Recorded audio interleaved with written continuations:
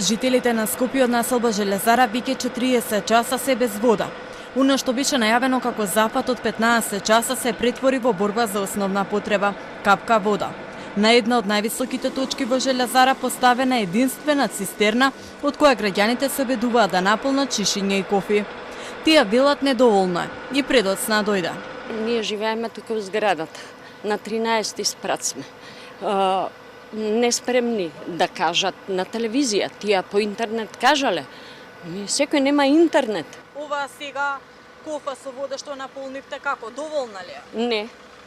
Не. Ова само за еднаш да фрлиме у WC шојата. Толку е. Што да прави? Без вода тешко е. Во зграда 13 спрата ќе се запушиме. Уште потешко ќе биде после. Без вода ние не можеме ништо. Затоа молам предпоставените да преземат мерки што побрзо вода да дојде. Од јавното предпријатие Водовод тврдат дека работата е успешно завршена. Се спровел редок зафат кој како што тие велат се прави еднаш на 60 години. Проблемите според нив настанале при полнење на мрежата и преголема потрошувачка, која го нарушува стабилниот притисок. Монтажата на игличест регулационен вентил и поврзувањето на два магистрални цевководи е технички завршена.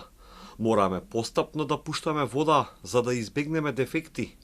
Утрово се стабилизираше притисокот во Железара, но поради преголема потрошувачка во Чаир, мрежата пак падна.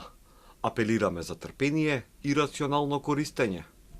Од терен пак на булевар Словенечка преку вклучување во живо на социјалните мрежи се огласи и градоначалничката Данела Арсовска.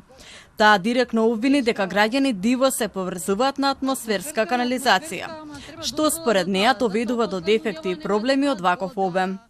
Се донере материјали, се исекле профили, диво приклучување во атмосферска канализација, се сечале подземна инфраструктура, кабли, високонапонски има подоле, заземјување. Проблемот со долгите прекини на вода не е нов за Скопје. Слична ситуација неодамна се случи и во Карпаш.